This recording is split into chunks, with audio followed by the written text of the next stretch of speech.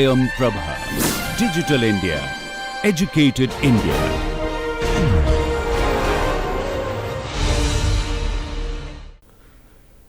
Hello students, welcome to today's class.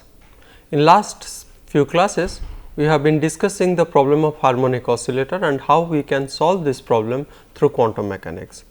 To recall, we have written down the Hamiltonian of the harmonic oscillator problem. The Hamiltonian had a kinetic energy term and a potential energy term.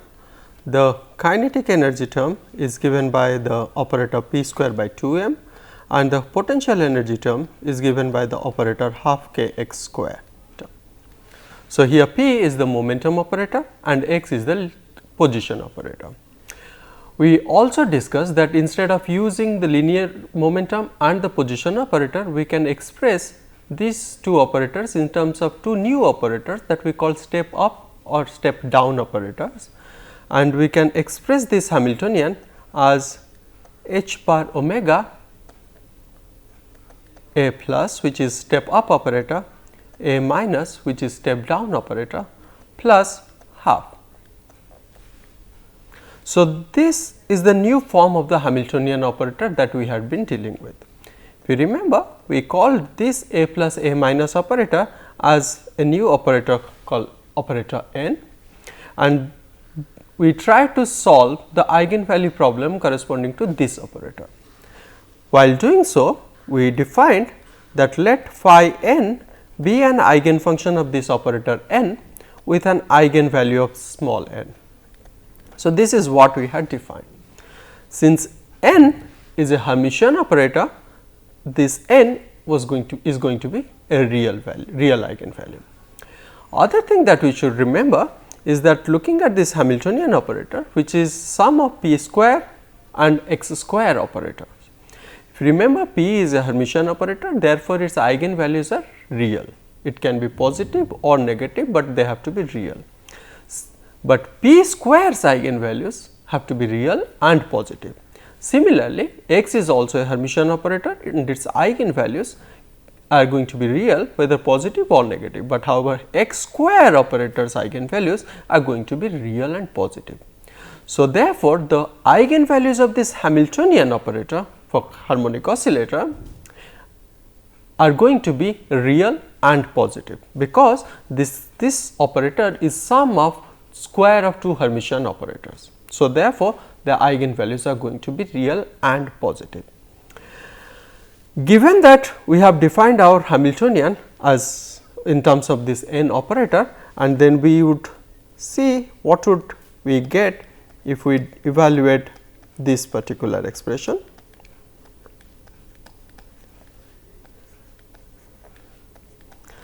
Since Hamiltonian operator h is defined in terms of operator n as n plus half. So, therefore, I can rewrite this expression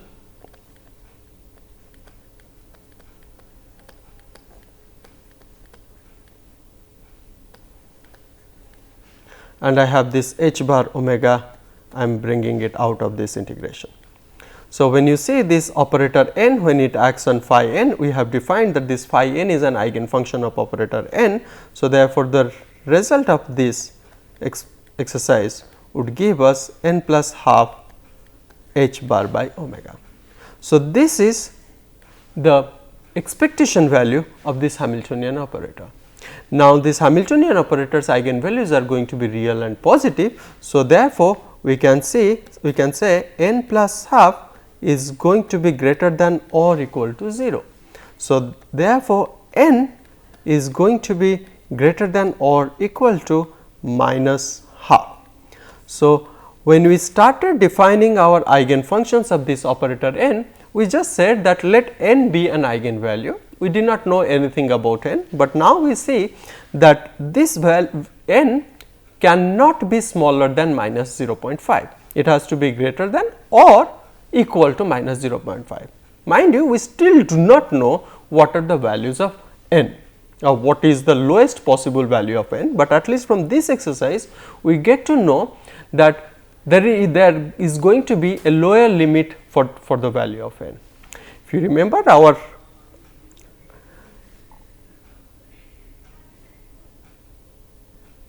we defined our eigenfunction as phi n with an eigenvalue of n. We also suggested, if you remember the discussion of from the last class, what the step up and step down operators do. So, we said that if I apply my step down operator on phi n, I will generate phi n minus 1 function.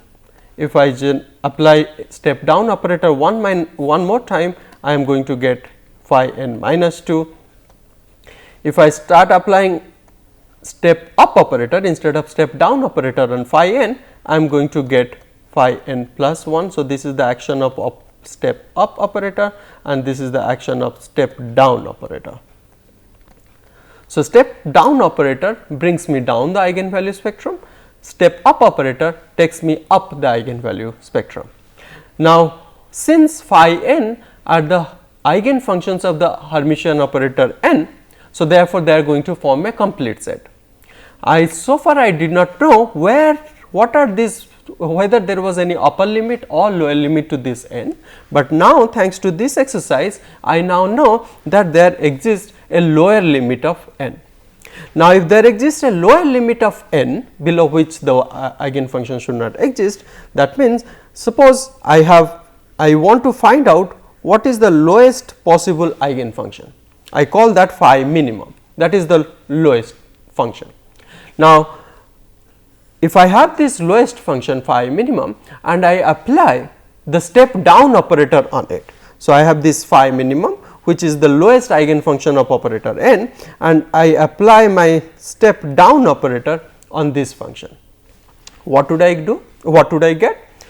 See, step down operator's job is to take the eigenfunction and give you back the eigenfunction just below it.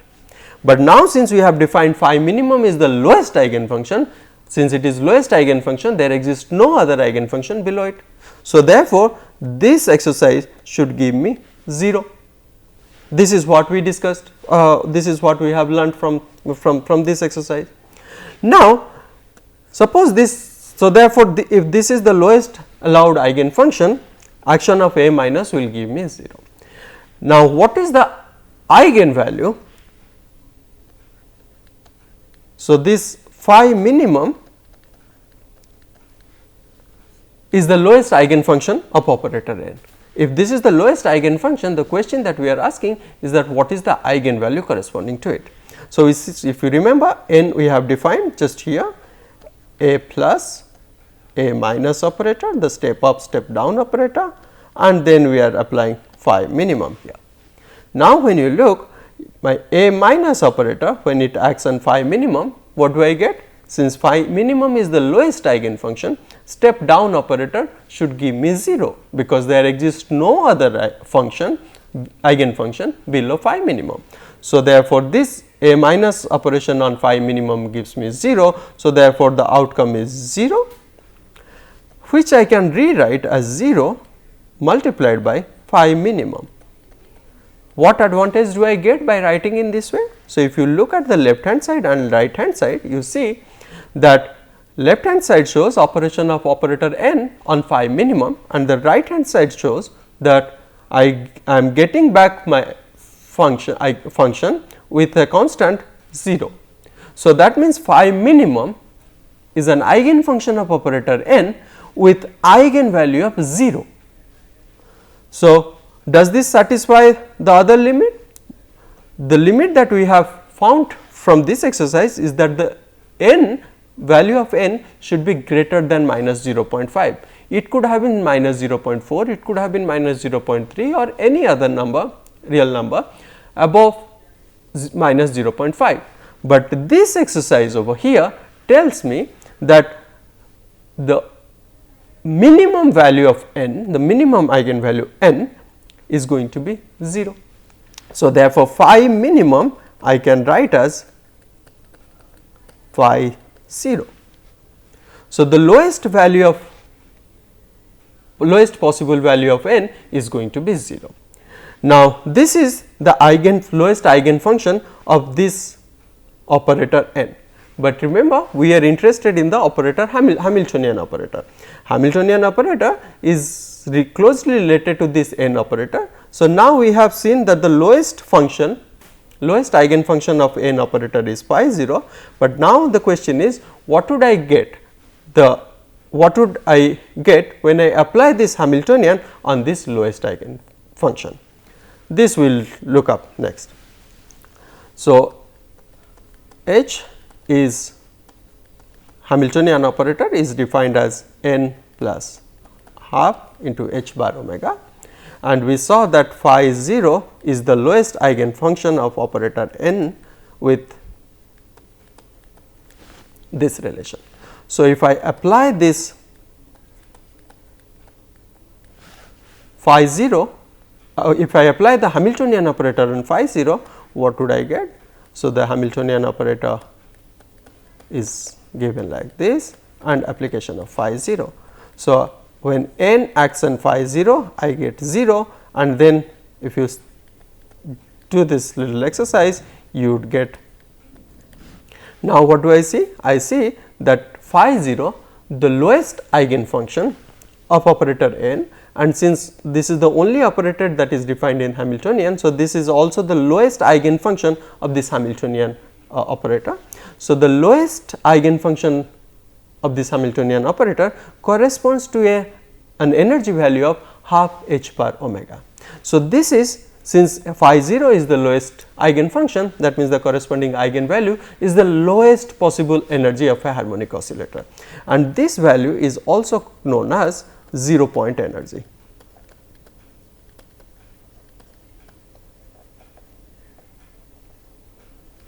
This is known as 0 point energy, that this is the minimum energy value of a harmonic oscillator.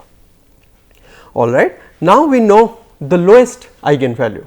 What about the other eigenvalues? Because we know that this Hamiltonian operator is a Hermitian operator and it is going to have a complete set of eigenfunctions, and we would be interested in knowing the eigenvalues of the other eigenfunctions.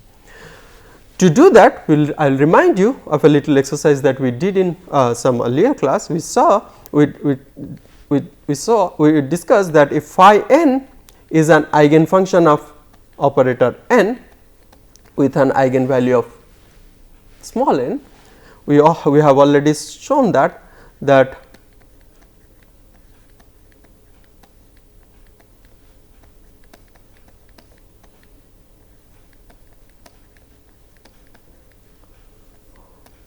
we say that if phi n is an eigenfunction of operator n with an eigenvalue of small n, then a plus phi n, that means step up operator acting on phi n, this is the eigenfunction, step up operator acting on that eigenfunction is also an eigenfunction of this operator n with an eigenvalue n plus 1.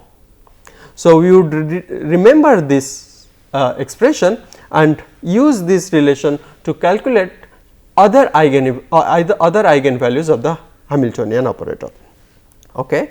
So, suppose let us say I am starting with n equals 0. So, when I do this, I would actually write down n a plus phi 0 is, since n is 0 over here. So, I am getting 1 into a plus phi 0, but I know this a plus phi 0 is proportional to phi 1. Phi 1 is the next eigenfunction. So, n phi 1 is 1 phi 1. Similarly, if I apply n equals 1 in this expression, I get operator n acting on a plus phi 1 gives me n is 1. So, here I get 2 a plus phi 1, but I also know that this a plus phi 1 is proportional to phi 2. So, therefore, I can write down that n phi 2 is 2 phi 2. Similarly, I can show for all other phi values, and I come to this general understanding where n phi n is the operator n acting on phi n gives me eigenvalue of n, but now I know something more about these eigenvalues. What do I know? The eigenvalues that I am getting are 0. This is where I got when n is 0. When n is 1, I am getting eigenvalue is 1, 2. So, now I see that the eigenvalues of this n operator are nothing but integers 0, 1, 2, 3, 4, so on. So, this is quite a surprising result, because we see here a Hermitian operator which corresponds to a physical observable has eigenvalues that are dependent on the integers, the numbers that we use to count. So, this is the beauty of quantum mechanics that we are seeing. So, now we obtain the eigenvalues of n operator. We will just rephrase this and discuss the eigenvalues of the Hamiltonian operator. So, Hamiltonian operator is given like this, and if I have H acting on phi n, which is essentially h bar omega n plus half acting on phi n. So, operator n acting on phi n gives me small n phi n plus half acting on phi n gives me this. So, now I see that H operator, the Hamiltonian operator, when it acts on these eigenfunctions phi n, I am getting these eigenvalues which are h bar omega into n plus half, where n is 0, 1, 2, so on and so forth. So, if n is 0, that is the lowest eigenvalue, n is 0, what is the energy? That is E 0, the 0 point energy is simply h bar omega divided by 2. When I apply n is 0, so 0 plus half is half h bar omega by 2. So, when n is 1, I get the next energy level, and that is E 1. If you see this, n is 1, so 1 plus half 3 half. So, I am getting 3 half h bar omega. Similarly, when I get n is 2, the energy E 2 is 5 half h bar omega, and so on.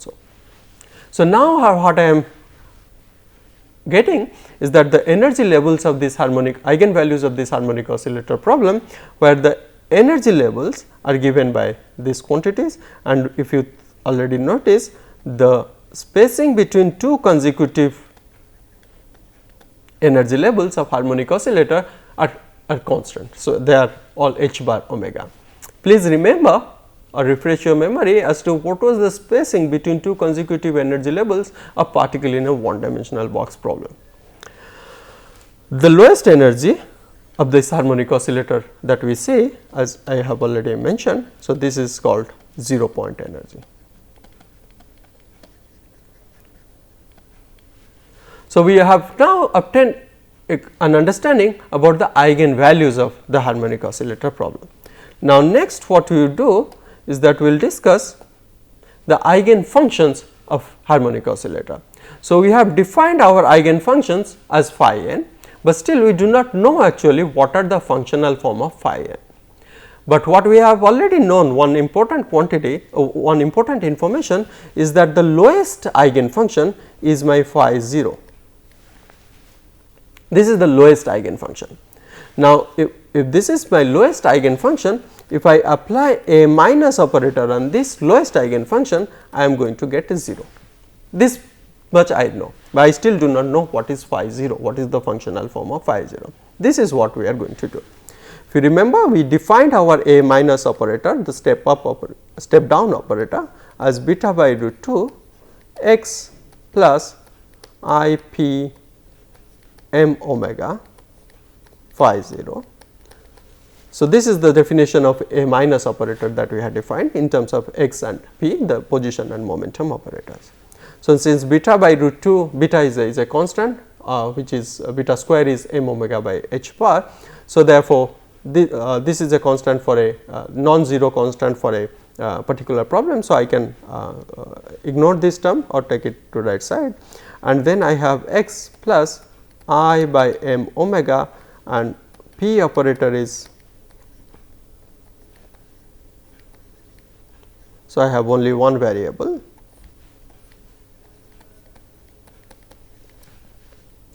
So, I see I minus I, that gives me plus 1.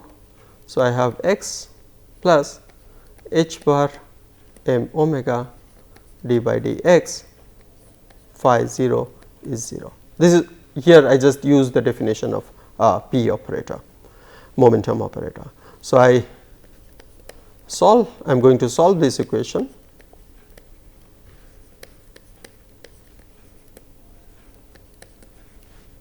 And therefore, I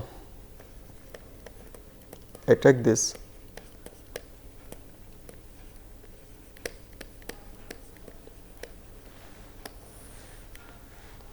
and now I separate the phi 0 term on one side. So, I bring phi 0 to the this side and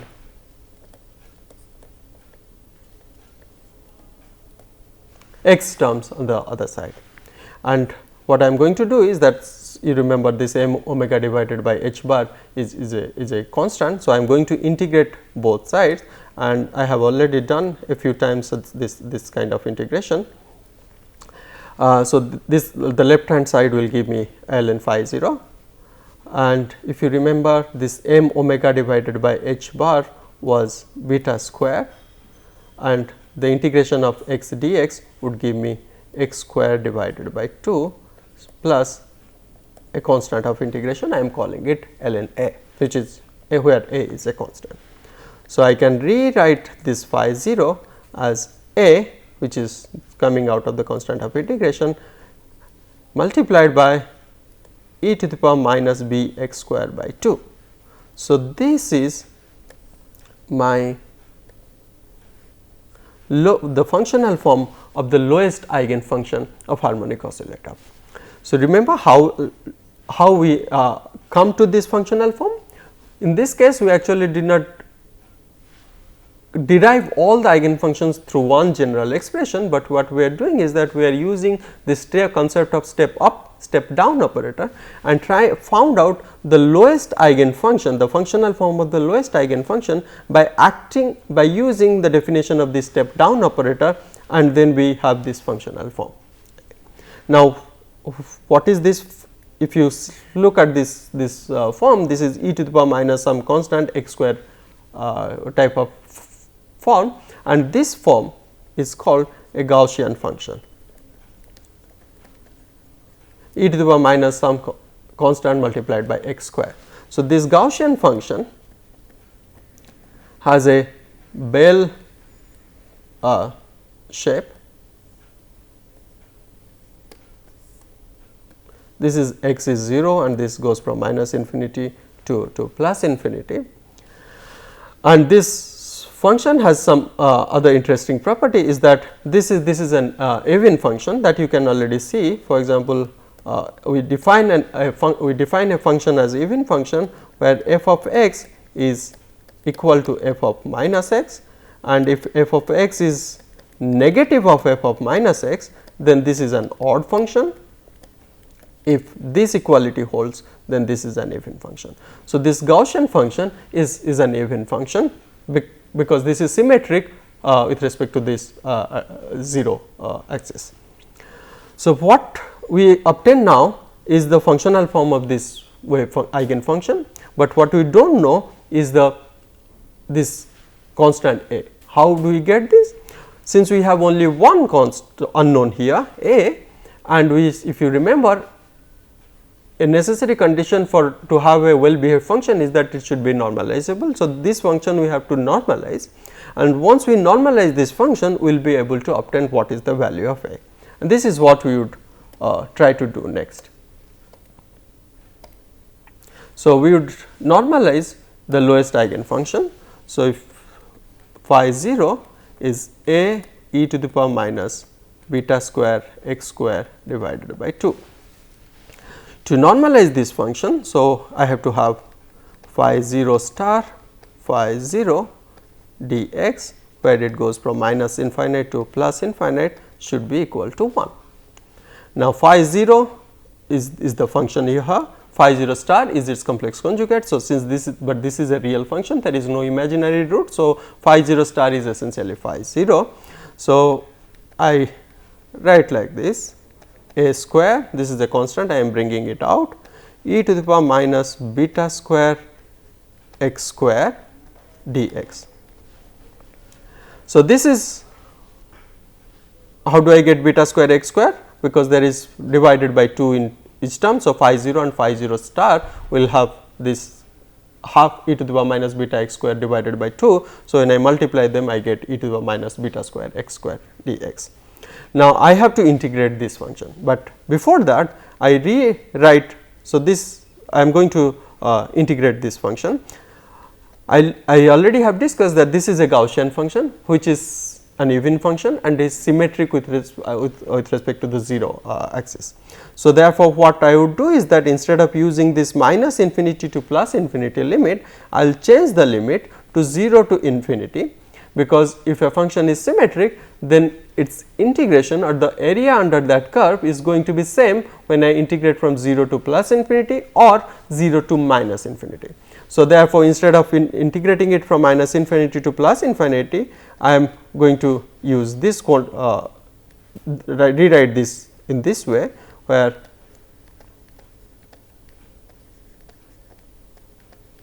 now the reason behind bringing my form to bringing the integral to this form is that now I am going to use this particular expression to find out what is the value of a. So, I have a square 2 and the result of this integration is going to be, if I here this is the form of the function x to the power 2 n e to the power minus a x square. So, here n is 0 because we have no term with respect to x. So, this is n is 0 e to the power minus a x square, where a is simply beta square. So, when I apply this I would be getting the result. So, this term will become 1 over 2 and this term will be pi divided by beta square. This quantity is going to be 1. So, I solve this, because why is this going to be 1? Because I am trying to normalize this function. So, I have therefore, I have a square into pi divided by beta square under square root is 1. So, therefore, a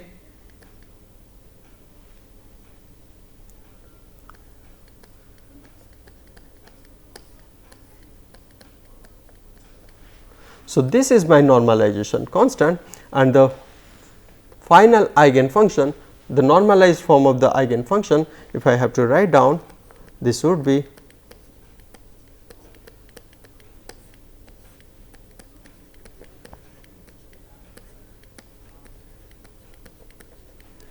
So, now finally, we came to a point where we have some idea about what is the functional form of this lowest eigen function of this of the harmonic oscillator problem.